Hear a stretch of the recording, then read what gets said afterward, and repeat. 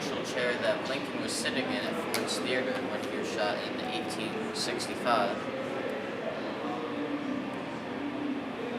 See, it's worn away there. And supposedly this fragment here, it was part of the dress that Laura Keene was wearing the night of the assassination. She was one of the actresses in the play he was attending, Our American Cousin. It was a comedy.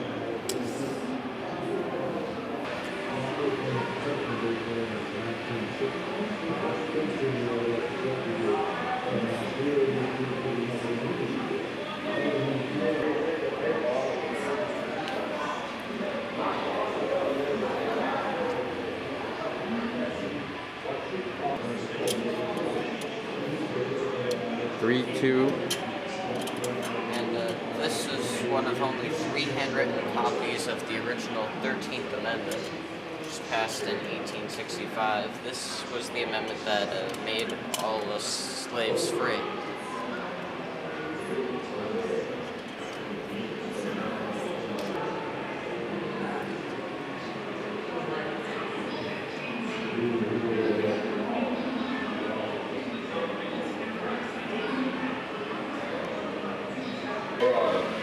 World War II was over.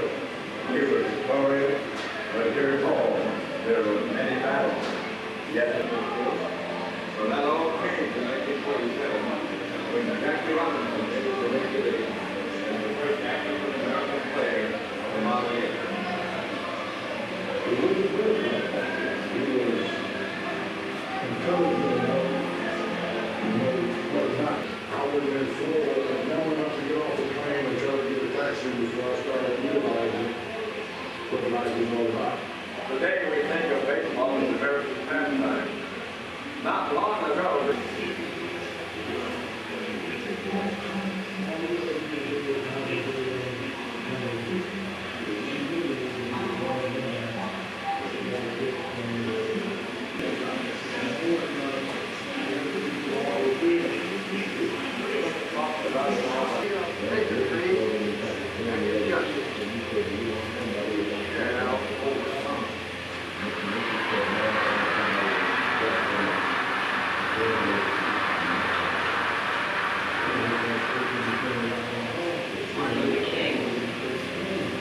Dedicated his life.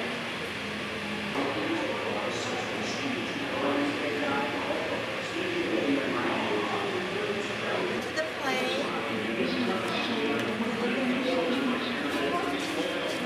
Okay, when they come, I'll let you guys go on. I'll let you go on the bus. They're here. Oh, okay. Can we go on? Yes, you can actually go on the bus. Up on the bus.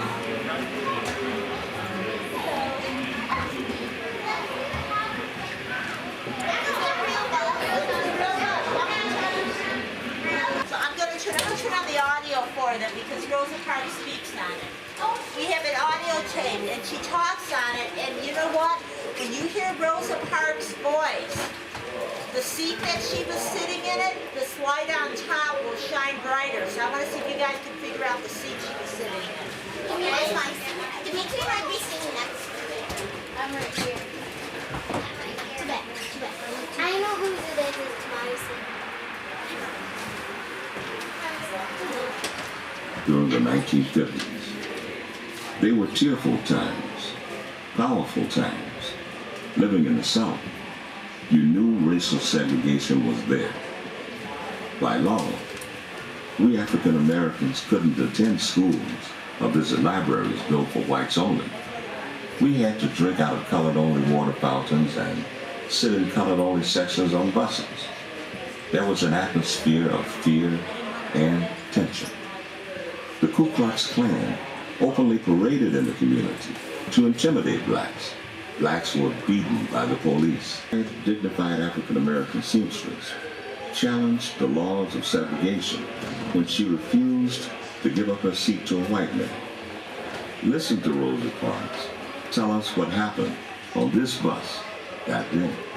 I left work on my way home December 1st, 1955, about 6 o'clock in the afternoon. I boarded the bus downtown Montgomery on Coach Square. On the third stop, the white passengers had filled the front of the bus. The seat I occupied was the first of the seats where the Negro passengers take as they on this route. The driver noticed that the front of the bus was filled with white passengers and there would be 2 or 3 men standing. He looked back and asked that the seat where I had taken, along with 3 other persons, one in the seat with me and 2 across the aisle, was seated.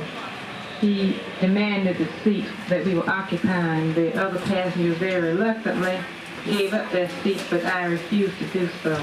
The driver said that if I refused to leave the seat, he would have to call the police, and I told him just call the police, which he did, and when they came, they placed me under arrest. The time had just come when I had been pushed as far as I could stand to be pushed, I suppose. I had decided that I would have to know once and for all what rights I had as a human being and a citizen, even in Montgomery, Alabama. Rosa Parks has shown us how to start our journey. We had a lot more work to do to assure our civil rights and to enjoy the full expression of freedom.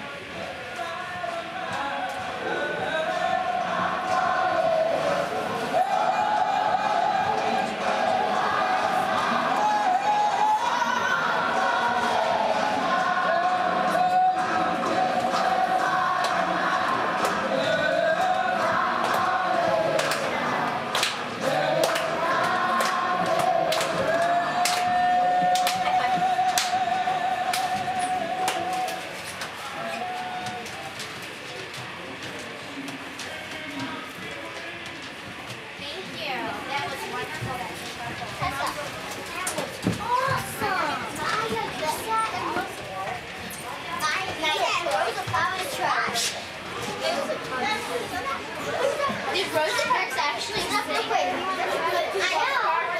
That was the actual bus that she had. This is the actual bus she had.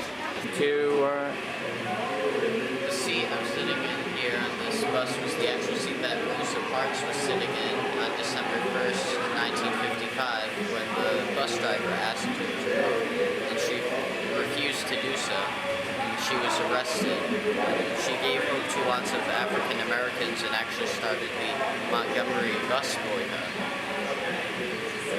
I'm going to zoom out.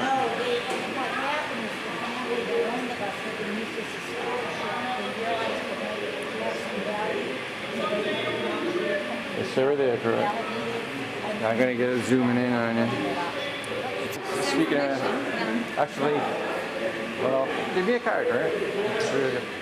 But he's got his own website on history and always promote it, so if you want to check out his website sometime. He has his own blog.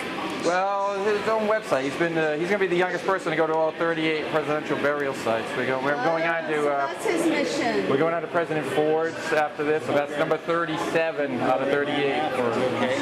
Yes. So you've been to West Branch, Iowa. Yep.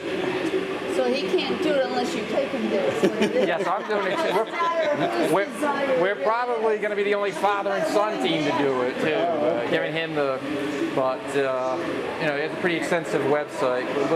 Who's 38? Who's the last one you have? LBJ in Texas. Down in Texas. Okay. And then we'll also go to all the JFK, Assassination, the museum and all this stuff down there too. But he also wants to go to all the vice presidents, so we're working on those. That's even hard to find out who they were. Yeah, I know. Yeah. Well, there was more vice presidents too, so it's more. And all the signers of the Constitution, and all the signers of the Declaration of Independence. Okay, Kurt. We keep going.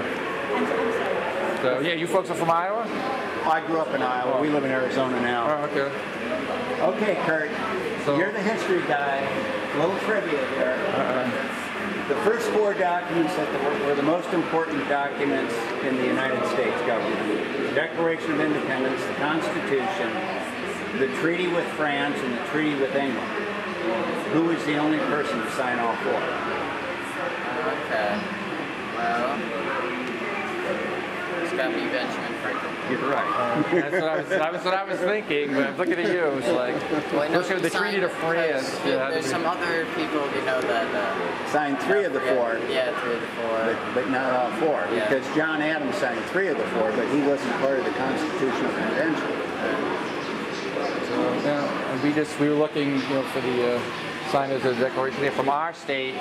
Stephen Hopkins has Rhode Island has a shaky hand, but he had cerebral palsy, but he didn't want everybody to think he was afraid when he was signing. So because he was holding he had to hold it his hand with his other hand. So then he said he didn't want them to think he was afraid, so he said my hand trembles but my heart does not, or something. So Yeah, that's exactly. So he was easy for us to get in our home state, but we keep traveling along. So is this your first time at this museum? At this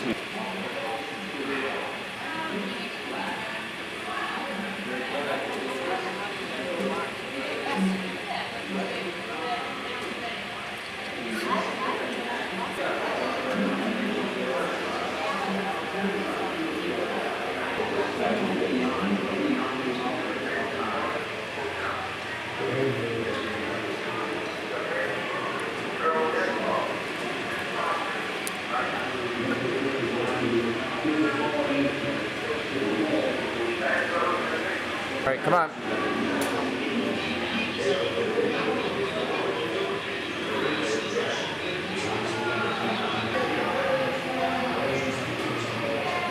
All right, stop there a second. Yeah. All right, keep coming. See this.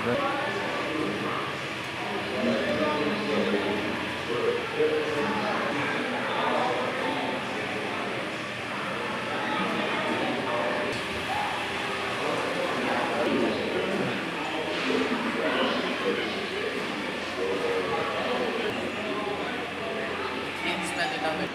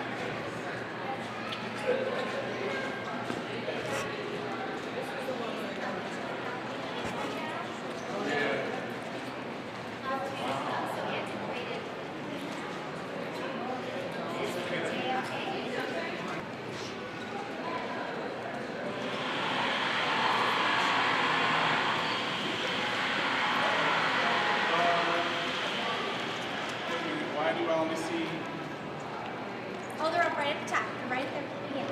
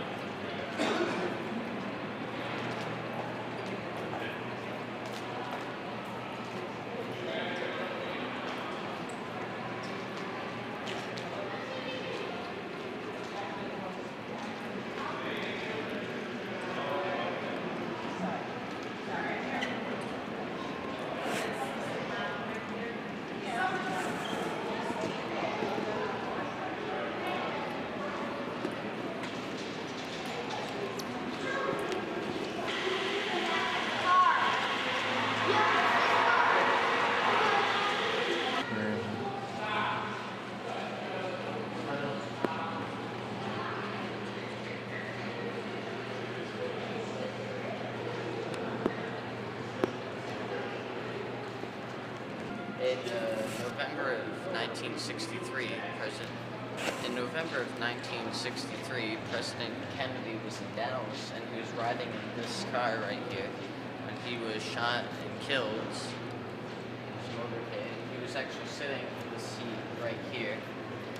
The roof that you see right now was not on at the time. This is not the original color of the car. It's now black, but it was blue at the time of the assassination. Governor Connolly of Texas was also wounded during the assassination. A bullet passed through the president and hit the governor, but he recovered from his wounds and went on to serve 3 more terms as governor. After the assassination, the car was painted black and was used during the terms of President Johnson and Nixon as well.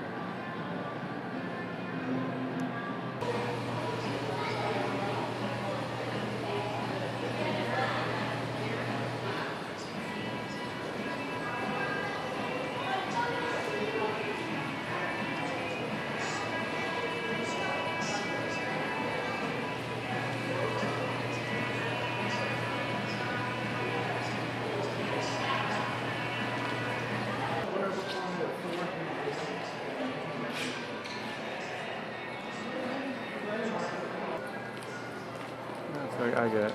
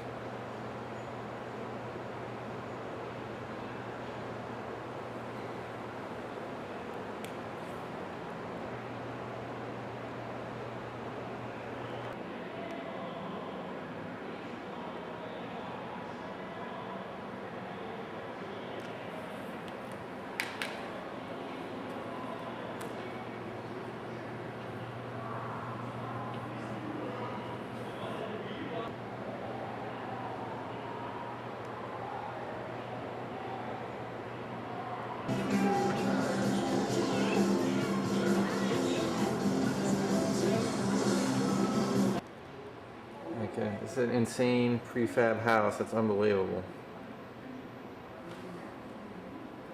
It's round, stainless steel. Look at the floors.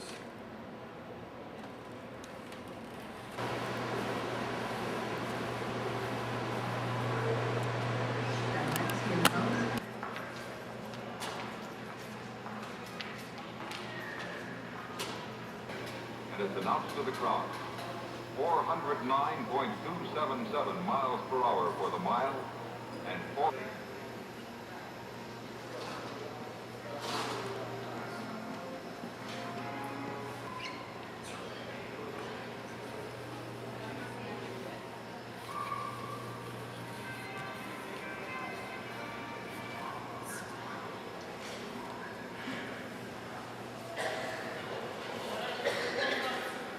This house looks like a big Hershey's Kiss.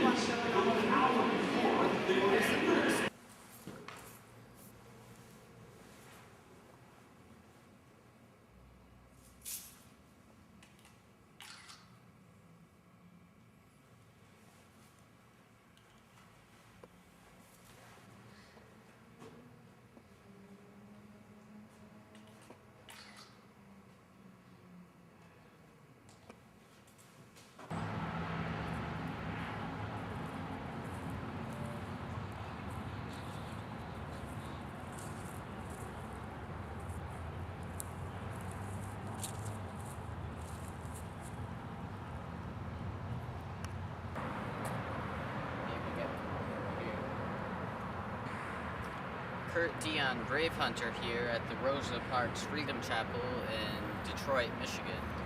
Rosa Parks, who's famous for starting the Montgomery Bus Boycott in 1955, is buried inside the chapel. Let's take a look. Alright, let's... Kurt Dion Gravehunter here at the Rosa Parks Freedom Chapel in Detroit, Michigan.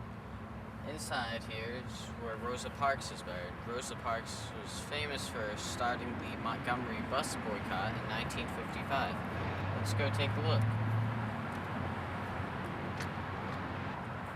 Now, let's go to the Henry Ford Museum in Dearborn, Michigan, where the actual bus Rosa Parks... Now, let's go to the Henry Ford Museum in Dearborn, Michigan, where the actual Rosa Parks bus is. Blueberry. What? What? My shot's as important as your shot. They're equally important. Really?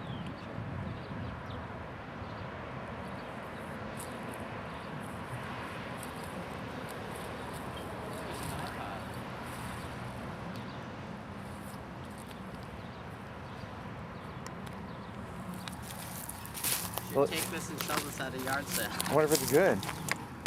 I wonder if it's just looks pretty good. Should probably take it home and see if it works. Seriously. Olivia can check it out. This way.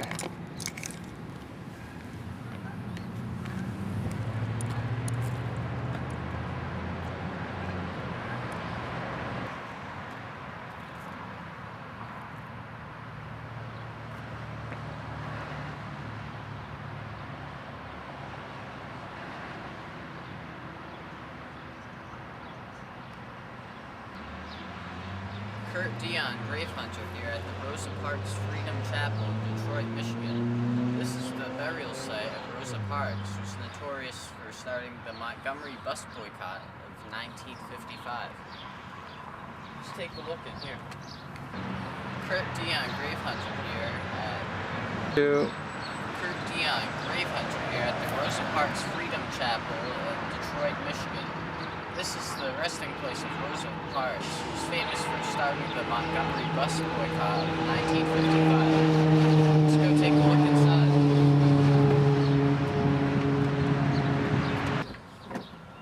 Now, let's go to the Henry Ford Museum in Dearborn, Michigan to see the actual bus that Rosa Parks sat on and refused to move now.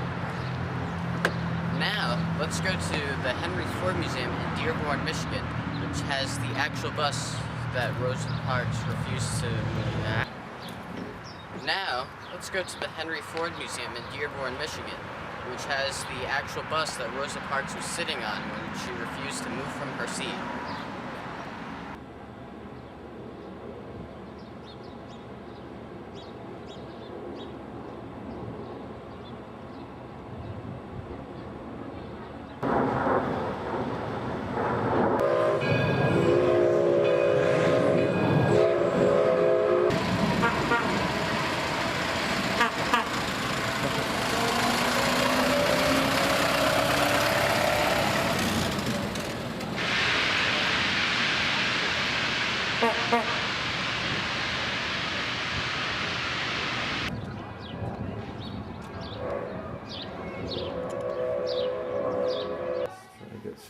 You can't get there. Trying to get there Wednesday. Yeah. That'd be a good. We'll do a voiceover on it.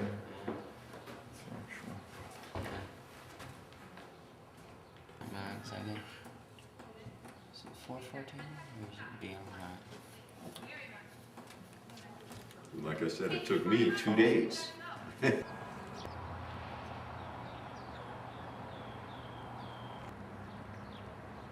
Wright brothers' house.